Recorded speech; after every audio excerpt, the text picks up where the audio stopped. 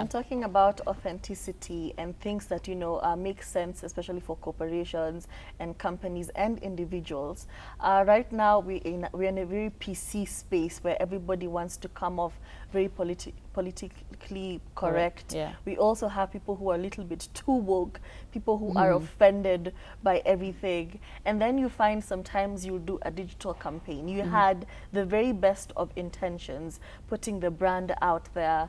We also had other, you know, news stations or other companies rebranding. So now you want to put the new version of you out there. But sometimes it's a hit or a miss. Yeah, true. You find an advertisement is put out there, there are things on the billboards, there are things running on social media, and it's all very tone deaf. And you're wondering, who approved all of this? Yeah. So now when that happens and you're involved, how do you mitigate such things?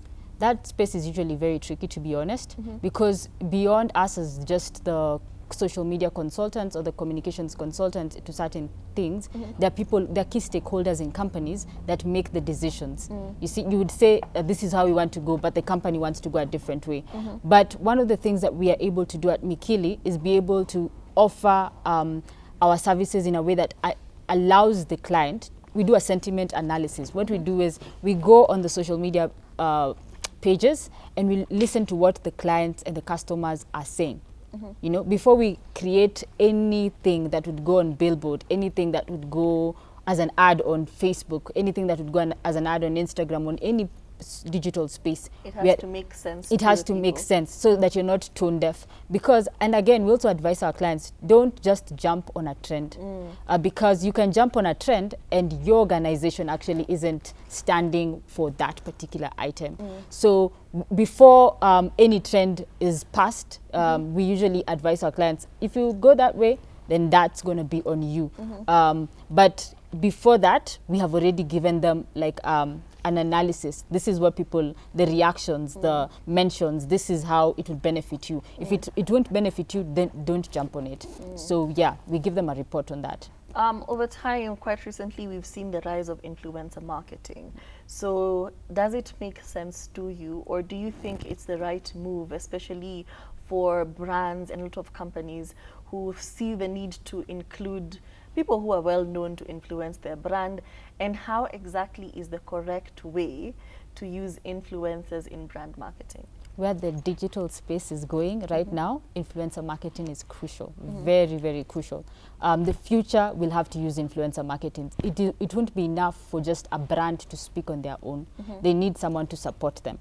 And the right way, I'd say the right way to go about that is being able to align yourself to an influencer that is able to speak to the niche that you're speaking to.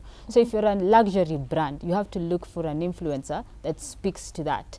And just don't choose an influencer based on numbers. Because they are. Or how popular. Check the engagement, because you can have 1 million, but the engagement is 30 likes. Does that, the ROI there, you won't get what you want. So check on what the influencer is doing. Check on their content for the last 3 months. What have they been posting? How consistent are they with their brand? Because as much as the level they put, the effort they put in their brand is the same effort they'll put when you come on board as an organization, as the luxury brand, the different stakeholders that will come on board. That's how much effort the influencer will put. So when you're choosing, make sure you don't just check the metrics of the followers, check do they align to what we're doing. Then you can test. Now the second part is going to give them a collaboration. Just do something like one event, or give them, if it's a product, give them the product to market for you. See how that works.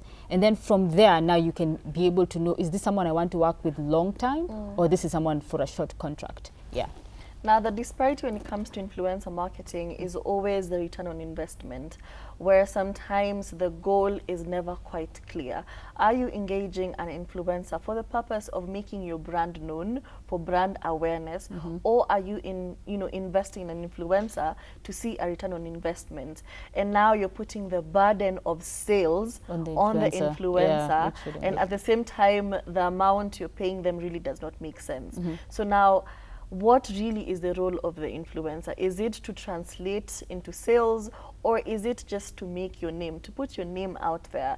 Because even if you engaged me, for example, perhaps I wouldn't, you know, make a return on sales this month. But maybe somebody knew your brand through me and would probably make the sale maybe 2 months down the line. So now how am I able to calculate that and translate that in a way that makes sense to the brand?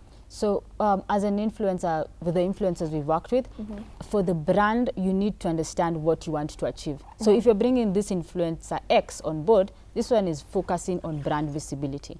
But this one has assured us from the track record they have, we've been able to see for every product that we've had with them, we've worked with them on collaborations, we've gotten sales as a result because someone either saw the post. So